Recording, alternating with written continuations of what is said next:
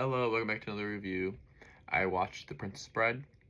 I get a 5 out of 5 on Letterboxd. This is my dad's favorite movie of all time. It being called The Princess Bride, I was surprised going into it. I thought it was a full love story. It's not, though it's a theme, but I'll get into that. Director, Rob Reiner. Cast, Cary Elwes, Robin Wright, Mandy Patinkin, and Andre the Giant, Wallace Shawn, and Chris Sarandon. The storybook framing of this movie being the grandpa telling the story and then the kid's imagination kind of filling in those blanks for you is a really smart way of doing this movie, and it gives them a lot more leeway to have funnier jokes and stuff, get away with a little bit more. Cutting between the fantasy movie, cutting between the actual movie happening and then the grandpa reading it and the kid being more invested, more you go on, adds this really nice charm, and it's so cute to see the kid just slowly wanting to continue listening to the story. And then you have the ending line with a complete contrast again of kid not wanting to read it at all, and then the grandpa at the end, him asking his grandpa could you come over tomorrow and read this to me? And he says, as you wish. It's so sweet. It's such a sweet ending. Maybe you could come over and read it again to me tomorrow. As you wish. The message of true love always finding you is another really sweet theme that comes through in this movie, and it's a really nice theming to have in the movie too. The humor is the strongest, and the absurd banter and ironic everything is just, it makes this movie so fun to watch. Visually, there's a strong set design. The ships look really cool, and then you have the scenes of whenever they're fleeing and there's the sunset. It looks really pretty, and they get to the cliff. The cliff looks really cool.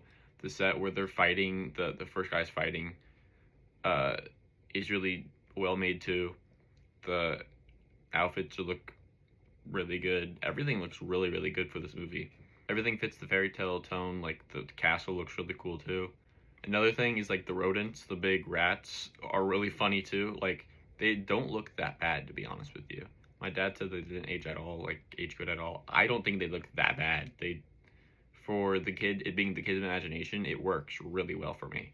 The banter makes this movie so fun to see, and the physical comedy works really well too. The funniest moment for me in the whole movie is the wedding officiant's voice and tone whenever he's wedding them. That whole scene is so funny to me. His voice and tone and delivery is perfect. Whenever we got to that point, my dad just started laughing preemptively because he knew what was about to happen, and it was so funny. Marriage is what brings us together today. And love, true love, will follow you forever. The three encounters of the fights at the beginning, whenever Wesley's going from each person, is really funny. Inigo letting him up, he has the upper hand. He can just as soon as he gets up there, just kill the guy. But he lets him up. He literally throws the rope, pulls him up, and then he's you can catch your breath. I'll wait a second before you can start fighting, so it's a fair fight. And then they start fighting each other, and the whole entire time he's oh my god, you're really good. They're just going back and forth, complimenting each other the whole entire time they're fighting. It's so funny. You are wonderful. Thank you. I've worked hard to become so. I admit it, you are better than I am. And then one person will get the upper hand, and the other person could easily just win the fight. Doesn't take the chance, just lets the other guy get his sword back again so they start fighting again. It's so funny. It's really fun.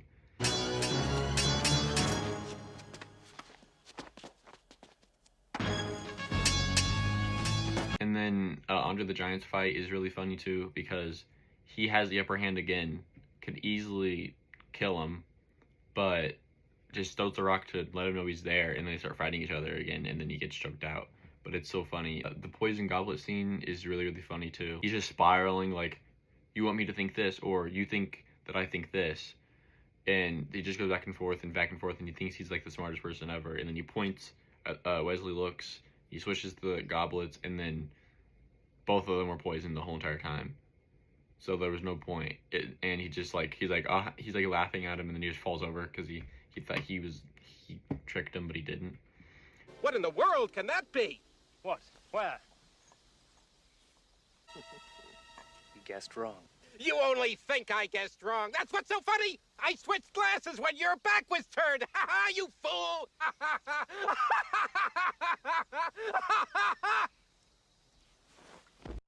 The reveal whenever Buttercup figures out that Wesley's Wesley, like, pushes him off and then realizes it's him and follows him down the hill, and they're both just tumbling. The whole part's so funny too, because they're just like back. It keeps cutting back to them, and it's just them like yelling.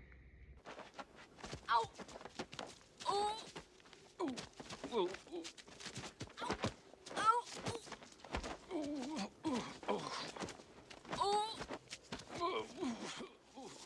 I loved Wesley's paralyzed sequence area, like whenever he gets revived and he's just fully limp. That part's really funny because then he's trying to keep his head up and it falls.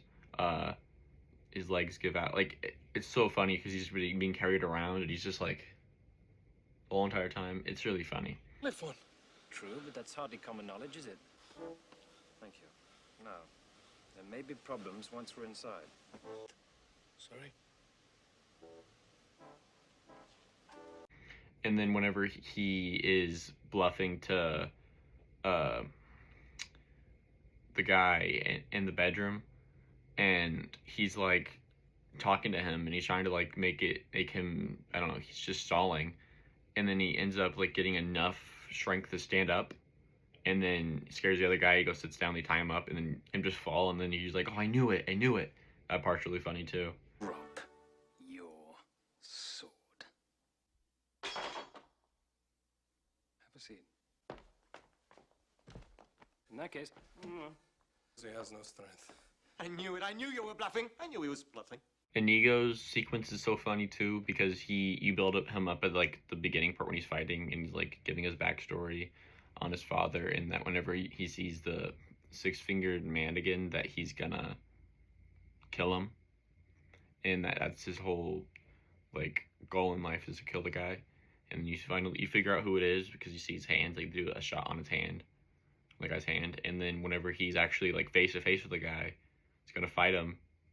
He says his line, and then dude just runs. He books it immediately, and it's really, really funny. Hello. My name is Inigo Montoya. You killed my father. Prepare to die. And then he gets to the bottom, gets a knife thrown at him, and then he just keeps saying his line over and over and over and over and over again, and ends up winning the fight. My name is Inigo Montoya. You killed my father. Prepare to die.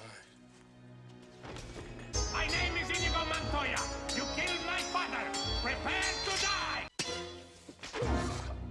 I want my father back, you son of a bitch. My mom's really mad at me right now, though, because of it, because my dad keeps saying that line over and over and over again, and then, yeah, it's silly.